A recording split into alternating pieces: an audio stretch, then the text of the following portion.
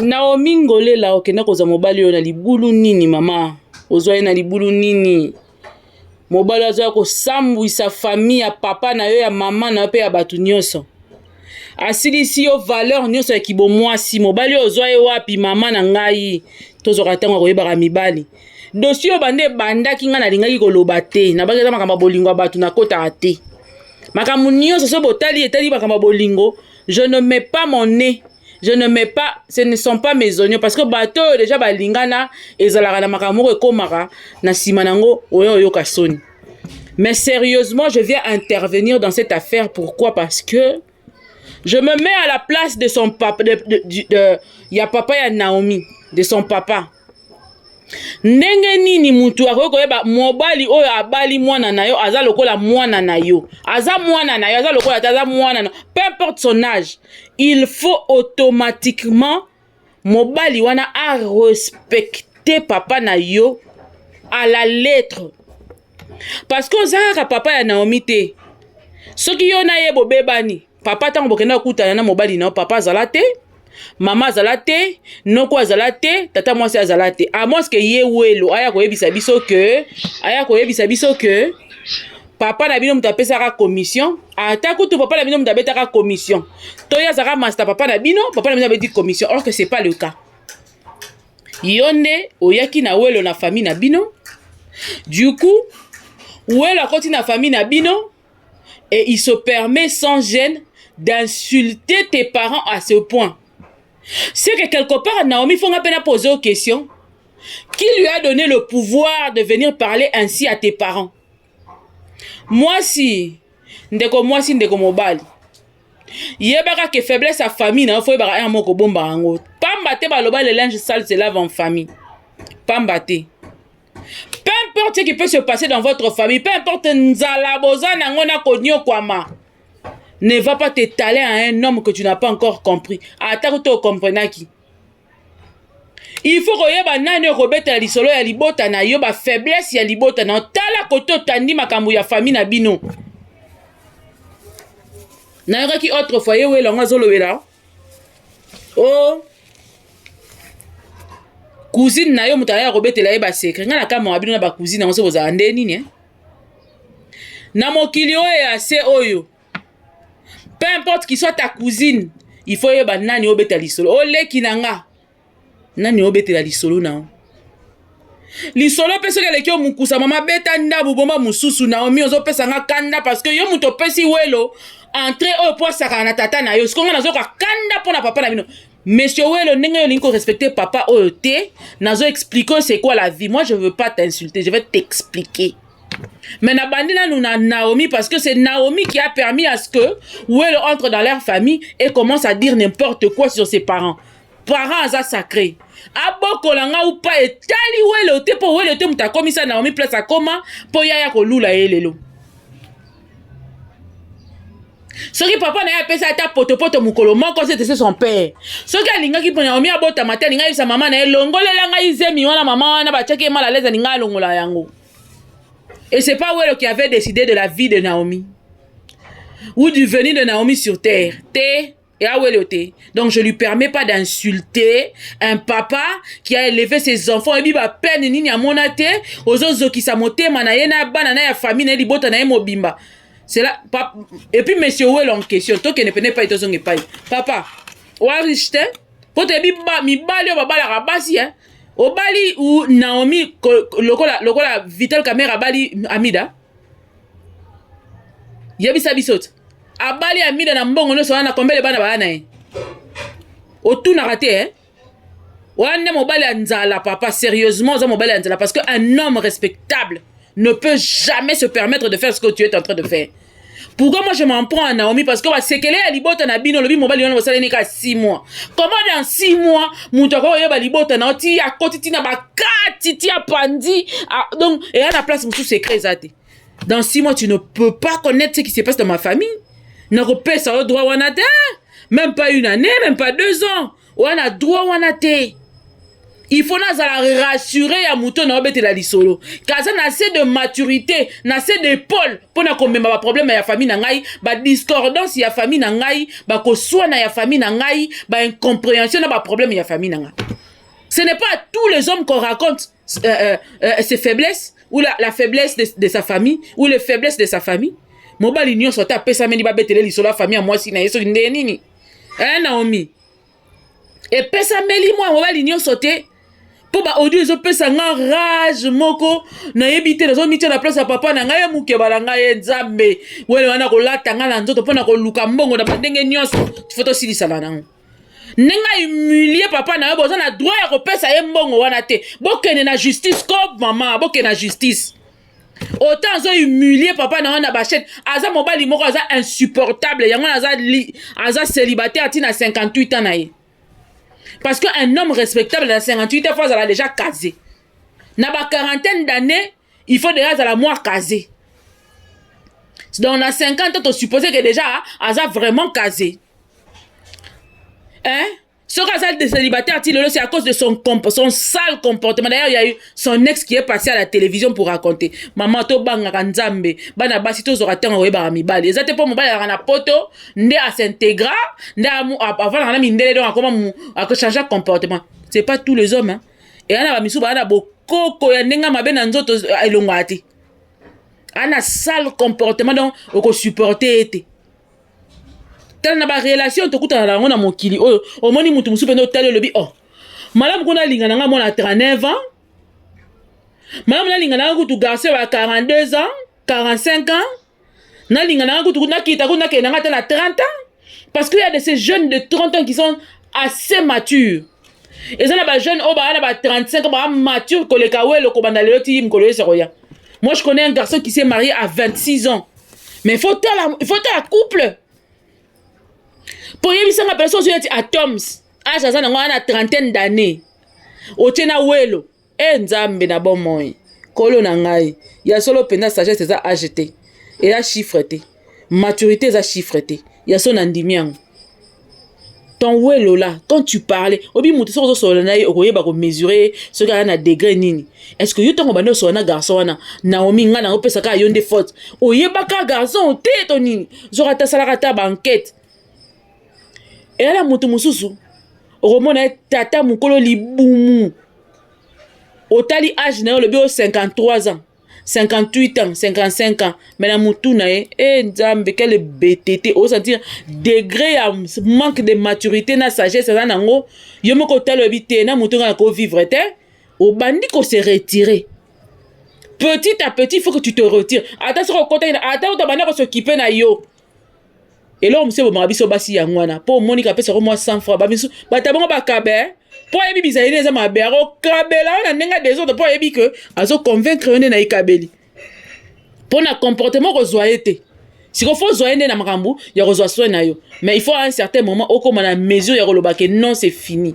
Au mi prendre en charge. Ata pasi eleki. Luka mutu oyo boko panane na pasi boko ma bato lobi mais azo honorer yo. Azo pesa yo valeur, azo respecter yo na libota na yo. Parce que mbongo ya mutabo ça sert pas. Nga mamuna fa na mpira ke na fa na mutu boko respecter ngaite. Je m'en fous de ton argent. Attends, bon, on a les autres qui ont mabélé. Si on respecte ngaïté, na valeur, na considération te, papa, au revoir, nambo on a yo. Bible lobby, malam, on va mieux vaut une maison, nda kwa nzala que nda kweza querelleuse. Mieux encore.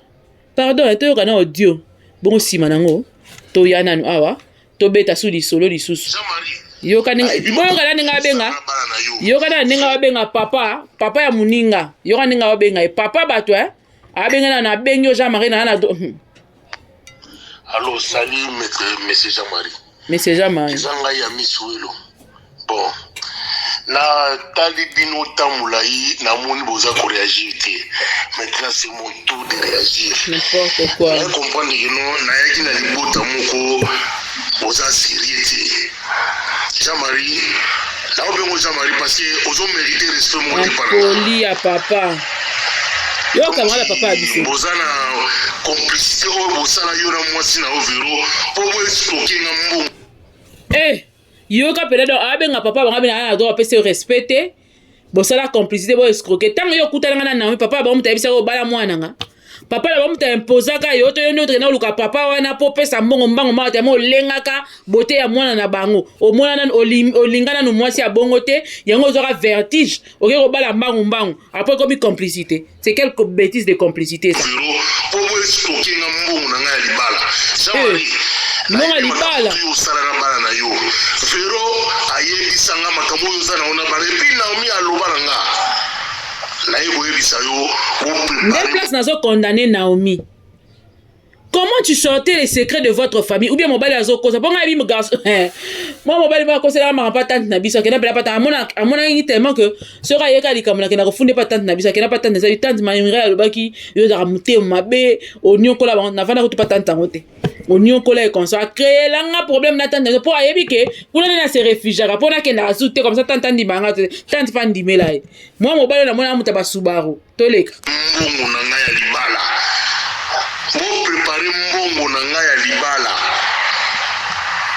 Monsieur Jean-Marie préparer mbongo na nga ya préparer mbongo na nga ya libala bozungisela ngai. Boza moins sérieux. Et puis Jean-Marie yo sala na nzota mwana nona. Etali yo no bida boboya ni zela mbongo libala nini mama papa ba. Oza mari de nuit ya Naomi. Et là problème na hotel. Naomi na butu Jean-Marie. Yo po bimana Naomi so za pe homme de nuit. Passer andi ayebi na loba na ye. Jean-Marie préparer mbongo na nga. Yo na mwasi na overo boyebani. Ne croyez pas parce que naye pas na yo na futa manda $100 que moi j'ai peur de toi. Jean-Marie, yo za karatéka nga na boxeur. Donc nana kobanga nota mukete. Comme ta fille. Azan. Voyou hein. Yo balai na butu. Vrai voyou. Na moyi okomisa nga adversaire na parce que Naomi mdalba kino osamba ila Naomi. Mukola dot Naomi alela Pascal obike no obalai na butu oyeko balise na moyi. Maman nanga nzambe la bono. Il faut comprendre oza zuwa mobali oyo alinga bebisela nde Naomi banzela donc muta zuwa esute aza pe akoma l'échec donc faut bebisa omoso ba bisa mobali wala bima papa la bango moi c'est la bima papa la bango siko ye alobi abiba papa wana physiquement te nani na excusez ndinga ya butu ya yebi ondeni ya sambela yene aza sambela pasteur azotanga komona seba ke tout na pasteur na makasa ko lo mambo ya lo hein soki papa bango abalaki na butu eke ye aye kobala ye na moi c'est que ye muta aza sans esprit parce que yo mobali oyo yo moni moso babala na butu soko za muta esprit ninga lo bawana alinga remarquer ngo hein na tabo vana nga remarquer ngo et puis libala tango yo kobala mwasi bino mbokutana na mwasi boyo kobala encore papa na mwana mama ba escroquer parce que le continue tabo linga na bango bazalaki te siko benga papa bato escroc par rapport à nini na papa ya batu olingo sambwisa papa batu ozo yo lobi ke bobo mwasi na yo de olinge lisute bobo na déjà bobo na osenga mbongo no senga mbongo si ofinga ba parents senga mbongo na yo so ta voyou c'est un vrai voyou celui-ci indoriza na famille na bino yo na bana na yo obebisa bana na yo Jean-Marie bo préparer mbongo na nga ya libala ma ouais préparer mbongo na nga ya libala Frérot a proposé qu'à payer $500. Na olobaki ozo $500 parce que il faut bozongisa biloko na nga tout. Ayebi oyo ya sala kana mwana na ye. Soki na leta kutu bokendeko, soki nanu abimana Naomi wana te. Mbonga libala wana ko zonga. So de abimana ye, azongisa te. Bofana déjà. Et si na leta so ba sambi bien. 6 mois de boya de ba marié, si limbongo wana ke dans le vide. Il y a Naomi yebi te na informer, yebi sa papa abino. Bozongisa la leta ke funda kasi. Ake ko funa po de sambwisi bino ninga ofinga bino boy bokele la leta ba yebisa ke so a consommer déjà mariage et que yakanga ka na Kishasa awa tanga pesa ka mbongo wana yo linga mobali moko te ovanda ko banda ozela 6 mois et dia yo te pekisa ka yate po yo zalaki wana lokola mwasi ozali disposé yenda yakite ninga yakite déjà bo consommer mariage bo consommer déjà mariage papa welo va na kiti na expliquer oza impoli makasi papa oyo wa impoli. Oui, moi c'est la fond de commerce à papa na ye. Moi c'est la fond de commerce pour que beaucoup la moi na camarade na yo te. koéduke mwana ya mwasi na Kinshasa oyo otangisi akomi lokola Naomi, elle s'exprime bien éduquée et tout ça là, et pesa meli mo papa parents nyonso te. Tana nous yona ndoza papa na 50 ans qui combien 58 ans na yo wana oza impoli boy. C'est qu'on a eu à mal éduqué parce que moi na ba éduqué. Na tikali ko yoka Naomi place mo tatikali ko finga parents na yo. Na tikali ko yoka ngote. Nulle part. Place que la Naomi a débordé que qui place à laquelle qui bana ya papa ou parce que elle a passé tant qui choc bon ngo finga parents na ye pas laquelle il bana na yo mais atikali ko simba parents ya welote atikali ko simba ya to le ki ya welote c'est que famille welo aza mal éduqué na éducation ça na ngwana yango wana parce que ko boko la mona lokwa Naomi tina âge na yo wana malgré bi finga ne zo ko bimisela na internet wana o kanisa ba to ba ko yina e ba ko linga ye kaka mobile ya Naomi actuel mobile ya Naomi yo kanga papa vana kiti na makambo yebiso me na yebiso ngo sima na sisa na welo bona oya po mona mobali o eza bimbali yo ba mitiema mabe soki bokaboni alinga avina ebeba ebonga te yo yeba ko tula akotula te ala jeune yo nde muto nuni papa okoluka mwasi na luki te na luki mwasi te il faut luka ye peut-être kolemba et puis neto yebi yo de na nini boy bande ko nyonso photo partage ra na internet photo yeba ke c'est le monsieur impoli qui insulte les parents des autres là ye wana bozongi c'est le mbonga libala te bokene na ba audio na justice. Et puis aleki na ba chaîne Naomi aleki na chaîne teza yende aka contacter ese asilisi a contacter des shows aka na ba chaîne nyonso pour que sombi sakaka mwana bato mais siko ese baluke lié bato nyonso ba comprendre que yene mutala mo bali mabe o sambwe tokei mwana na bango za fond de commerce pian mwana nyonso ya mwasi so ba sokola ba lobaka mwana oyo akomema bato mbongo akobongisa bana basi babongisaka famille bana mibali bakena babongisaka famille basi na bango bana basi babongisaka famille donc je suis d'accord que Naomi abongisa parents na ye pian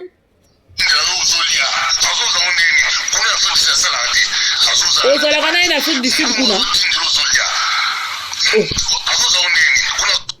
ngana kama papa oyo mwasi na boka bwana aomene vi na ye ati na papa la bango mituka ati na nini ya yo problème nini zuwa ya salité boye po ani oza zuwa mal placé bike Naomi so andi so a continuer na libala linga souffrir linga kufa mobali ngo tanto panza o munoko tanto finga ba ndeko na yo apanza o mulangi na mutu mabe abeta finga ba parents na oh non maman tu es délivrée moi-même je te déclare délivrée wakwetu délivrance totale. Délivrance maman oh mobilité na bisa oh mobilité soko continuer na vie olinga okufa ya hôtel maman mi bale ba marabasi na zuwa bango yo oh faut ça attention pas ko le gata na nzela tubi ata mbeli po bo sentir haine na rage azo bimisa eza ya mbongo te atape bo pesi mbongo akoya ko lo baka mamba lokuta na internet aya ko sa lisusu mi bale ya boye yango tozo mona baba mso ba sele so ba théâtre bo sele so ba théâtre papa welo pardon bo sele so théâtre comportement papa welo. Soro boyali na mwasi olinga vivre sous te akufa osuki yango nazoyebisa yo prépare mbongo na ngai bozongisa mbongo na nga yo mbongo na 1 million yo moko obebisa deja mwana na Naomi po Naomi aza na kindoki Naomi aza sorcière oyeba kindoki yango olinga kendeni oyo sala na mwana na yo Jean-Marie nga naza ne grandi na barumbu Jean-Marie yo ko bangisa ngai te Mastanika Jean-Marie vous êtes irresponsable, tu n'as même pas un toit. Aloba na okendaka otala ina kiosque. Tu n'as même pas un toit. Jean-Marie prépare un vélo pranga. Au moninga, on va s'affronter maintenant la famille. Makamuna zo biso ya kindoki na yebisa andi makamutu. Préparer mbongo na ngai. Yango welo na famille. Sundola bana na aje, osundola na mina seta. Na na lobi même quand on tombe te. Eza tsonya famille obenga ego. Jean-Marie préparer mbongo na nga. Oza aventurier okoki même pas koboko la bana yo yo kanisi nga za yuma nga na yuma ti yo sko boko la yo wai bango wale sabino omona ko elo kopete même toi ya pamba zo ofuti la oti ngai na za ko s'apprêter na zo zela mbongo na ngai bozo on s'apprêter o zela mbongo o zela ngo yaya bo pia ete ko finga yo sa sambwisa bino o déjà eza dédommageable na l'état nao eza dédommageable papa Jean-Marie faut que kofunda mwana mobali oyo abima ba audio oyo nyonso na justice makambo ekosila po azo sambwisa papa na sambwisa famille na yo après osenga naza déjà prêt na ozela mbongo bangulu na ende ba kopesa ye mbongo wana to ndenge nini ça c'est quel genre d'homme o mobali ya motindo nini nzambe na ngai basi basufraka okutana mwasi mobali mususu elobi na ngata pasteur Marcelo yozo sala prière nzambe pesanga libala bapesi libala ozoyeba te koko kutana nde na elima ok kutana nde na elima penza oyokaka suka na elima nde Jean-Marie oyo mobali ya boye aza omoni mimelo bazo asasinaka basi na poto bango yeyo il faut botikela ye procès omoni lelo na Kinshasa ekoma oke ko porter plainte eza na Interpol ezalaka na ville wana na pesa bino ata adresse eza na ville bokende ko porter plainte kuna botika na Interpol kuna na ville kuna ezali adresse nango botiki wana boasigner botiki biloko nyonso botiki bakombo na biloko nyonso il faut dédommager papa na bino bozwi boyebisi tozala posa aya afuta topesa ye mbongo na ye dédommager siko business dédommageable réputation eza dédommageable mbongo ba dédommageaka na réputation ezalaka énorme il faut pesa ba preuve ya biloko nyonso azo accuser papa na yo azo accuser yo ntango alobaka papa na bima na yo wana na butu il faut approuver yango yo salaki ndumba il faut pesa preuve soki aza na ba preuve te dédommageable po ezali incitation à la haine azo bato balili na yo ya mibale ezali nini calomnieuse babenga nini atteinte à l'honneur ça c'est aussi nyonso yaza na bilo na ba nini ata ba délai ata ba 80 na makambo aloba ba propos yo tenir wana papa moto afa na kiosque te yo nini yo sombela endako nga papa na nga te utawa na bikoki ya dernier niveau atala la libana c'est mon papa tu n'as pas le droit de l'insulter papa wana bikoki wana mutaboti mwasi kitoko atambwisa mutubu azangiso kimia papa wana avana na bikoki wana o lobi avana na kiosque place atongaka yango ni yenda botolo mwasi kitoko apesi nzinzi na mutu wana ozokoka te po soki aboyaka zemi ombe yokutana na mite papa bo se respectera bino pe batango ya monga nazo comprendre bino te kipoto mutesa la haute vertige to ndenge nini vraiment merci na mibali nyonso oyo bana poto ba bien éduqué nzaba pambola bino mibali nyonso ya poto ba mitema mabe te po ya miso ba mitema mabe azo salela bana basi ya batu ti oyoki na mawa na pasi nenga linga salela mona batu mona bata timbeli ke oya linga salela nga azu akimi na ye nde nzinze ye sala ye siko na ye kopesa conseil na papa wele zonga nanu ozo mwa éducation malamu non une personne bien éduquée ne peut pas faire ça ngai nazo loba na oboy parce que toi tu as manqué du respect à un père qui t'a donné une femme ce qu'on se réjouissait dans nzoto mwana na ye ata mbala moko tu devrais penser à ça ata tout moi songo fala zongela ndenge ni na modèle ce qui par hasard c'est la mec akoya ko zongela tata ngai so na ndeko na bise mama o te ko zwate o ata ya ofele na zwate o mobile modèle nini ozo finga famille ya mwasi na papa ya mwasi yo moko po sala audio zo kata somote donc oyo ba ko beta papa na papa tant oyo biseye ke papa nga aza judoka yo za soki nani we soki boxeur soki nini donc oyo projet yo beta papa ba ngo buna papa bokilo siko basi ngo nzambe na ngai kolo Yesu yuka biso mawa bana na ya basi ya bosi ba ko sala ye pe kaka boye ba banda ko bibali ya bana na yo ba banda ko finga ka yo pe kaka ba banda finga ka ba ko beta oti ba osimo na nzoto wana siko komi da mpaka ya bien nango wana moyo zongo ta kia imoko ezate ndoko yeba soki esalaka ndenge nini pasi nini esalaka soki mobali so diza ya mwana nao awuti de nulle part aya bandi ko détruire famille na bino ndoko yeba so esalaka ndenge nini heureusement kana finga te yon alingi na oloba te yango basi soko zo mema mobali na famille yeba so to ma problème so to ma résolution na famille na bino po ba misusa oyo résoudre problème moko ma meme no 50 atikeli bino ngo gidi bo oyeba aussi ça on te pone boza de wana famille on ya opanzana cousine wana oyo azotanga na ba audio wana na bino ekomi na guerre ba parents pe ba koti na guerre parce que cousine mutabeti lisolo kuna so ipa welo ndenge welo nga azolo bake cousine bana ko sopa na ye po ba bima na ye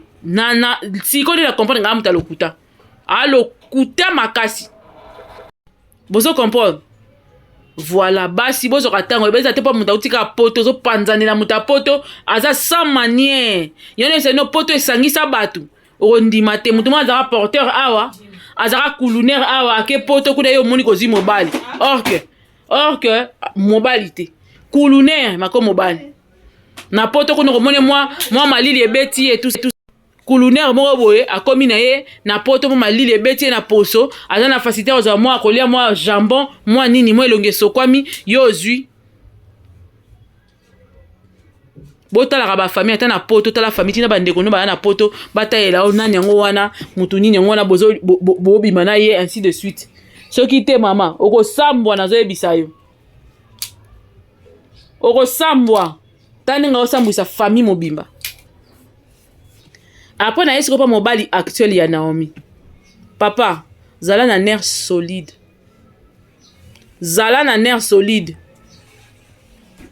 mpo mobali oyo but na ye ezali apanza bino but na ye ezali bino mibale mwasi na mobali bopoyana ya yoka gu soki boyola ene oyo aza nango wana ya mute elobise makambo nyonso azoloba me Naomi félicitation mpo na bebe papa welo topesi yo kombo Naomi mwana boti apesi yo kombo kopesa kombo te pardon ya olanda bizali na ye pardon bizali oyo eza bizali mabe boti bopesa kombo te pardon mais papa welo en passant bebe Naomi a kitoko bebe na kitoko makasi non mais soko moni bebe na fo silika kaka po kokanga mutema te yango na oloba na mobali actuel ya Naomi papa kanga matoi koyoka mobali po soki kaka bokabwani nde esengo na ye kokisami bopesa ye chance wana te et puis Naomi ne répond plus jamais à ce monsieur ne lui répond pas parce que c'est un monsieur qui sagesse ezate moins ya degré somo koropondaka ye lisusu te koleka mpe na live te respecte ton mari actuel mobali wana mona na maturité mposo aye na maturité te na makambo nini euti ndongo wana boye basi abimaki ya oloba kolobisaka mobali na buzoba oyo te et ne viens plus jamais répondre à ce monsieur parce que tu nous as donné suffisamment de preuves. Laisse certaines personnes parler à ta place. Pour un respect actuel mobile, il faut l'accepter que oso respecter que tu n'en as que faire de ce que ce monsieur est en train de dire. Il n'a qu'à raconter comme un perroquet. Quand il va se fatiguer, il va déposer, il va laisser. Yo continue, occupe-toi de ton bébé, de ton mari et très bien. Bolingo na bine ko bali susu kitoko nzamba chalo boko parce que ndoki aya na maloba papa azoloba aka pa bako loka bino bo panzana. Alors meilleur cadeau boko ko pesa ye ya kitoko pe réponse ezabo za la plus soudé kitoko mi bolongo ko na réseaux sociaux bo tala kango lisusu te bo kumba te. Bo kumba yango te. Wa mwasi kitoko za na avenir. Osa éduquer, ça éducation, ça fait preuve de ton éducation, fais preuve de ton instruction, avance un peu, avance avec ton mari, avance avec ton bébé, vas-y, bonne chance en toi, bonne chance à toi et prends soin de ta famille, surtout, prends le temps de beaucoup prier. Parce que ma kambo est kotikindoki. C'est plus normal que moutou normal. Papa mukolo bongo a s'acharner Nicolas moi na moko ya jeune fille moko boye a ya mukolo na ebele a ko s'acharner sur yo tina derrière linga bébé c'est la vie. Et comme conseil à l'avenir et à toutes les filles, faiblesse ya libota na yo ko ya rotanda pa mobilité pour aussi ça dépasse na binoté. Bon gérer ma kamona bino na ndé boko gérer. Tu peux lui dire certaines choses mais nyo sauter. Pour mobali mususu ka yebi fond ya famille na bino a ya ko humilier yo. Et là on se ça les alités. On a vu ça de nos propres yeux. Oyebi si mutu di solo, obeteli mobali croyant que c'est le lui qui t'aime. Mais lobby, yango ne ko se retourner contre eux, yango nda oya ko lo. Ko kanisa te po obeteli li solo nda oya ko lo ma kasi nda ko zo asali so ki ndenge non. On doit savoir gérer nos problèmes. Nos problèmes de famille, to gérer yango. Nzala na biso to bomba yango. Bo jangi na biso to za nango pona biso. Mobali te mutu aussi ça passe na yo. Moi avec mon père, moi avec ma nani, on a fait ceci, on a fait cela. Et souvent, on a noté. Et que ça la calicho na yo ya lobby. Et t'es à moi, moi, si nous sommes quand jeune fille, on a une relation. Qu'aucun d'arrêter faiblesse de sa famille, n'a pas bête la mobile. Mon colocande yaka. On commence à la que moutona ne moutano ba 100 ans, je ne peux pas vivre. On commence à la que moutona moutabanda koloba que n'engeza boso na moniote na la raté. On ko regretter à moi. Nzambe. Après ça, makasi, tu vas comprendre ce qu'il faut faire et ce qu'il faut pas faire. Pour mboko, eza okufa. Libala, et ça la mi pona bato bazali mature. Mutakoza na 60 ans, mais soka za mature, ta bongi na libala te. Libala, et ça la mi pona bato bazali prêt pona libala.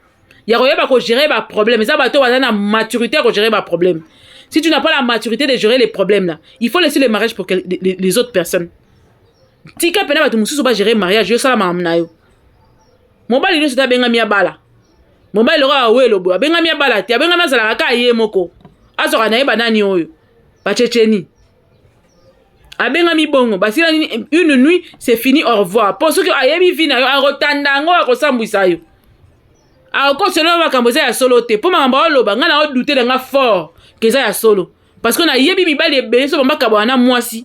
Ako créer ba problème ndumba ninga sabo na yebiango. Tongo tout na pe sa preuve ki ndumba oyebango te. Et quand il a robimate, mais sous sa jalousie élevée tellement que et commission jalousie maladive tellement que il voit des makangu partout. Mouta pe son mot ta comme likangu. Mouta comme le bonjour ta comme likangu. Son ta comme le 2-3 fois comme likangu na yo. Or que yo sa personnalité publique au solana ba te belé. Alors, il faut faire très attention. Et belé ba bonga linga be solo vie. Di bale sala ma pona batunyo sote. Et là ba mususu na moins na âge na chiffre ya âge mais ane bela maturité. Mususu tala nzamba tondi sele 90 ans mais maturité moins ana ngote. Ya on faut ça très attention. Nani ozo vivre nani ozo tambola nai. Sokite mama boromona makamu na mokilo anse. Mibali na mibali baze mibali ba formule nyonso bazana mokilo bomona oyo. Ya ngotango soki ne ko pona mobali. Senga nzamba pesa yo ya solo mayelo esengeli. Opona mwasi pesa nzamba pesa o mayele pas diriger yo. Pour que quand on a dit boulou mususu, qu'est-ce qui m'avait demandé d'aller là-bas? Qui est-ce qui m'avait demandé d'aller là-bas? Qu'est-ce qui m'avait poussé à aller aimer ce monsieur? Oko lake la mukolo kutana na ye.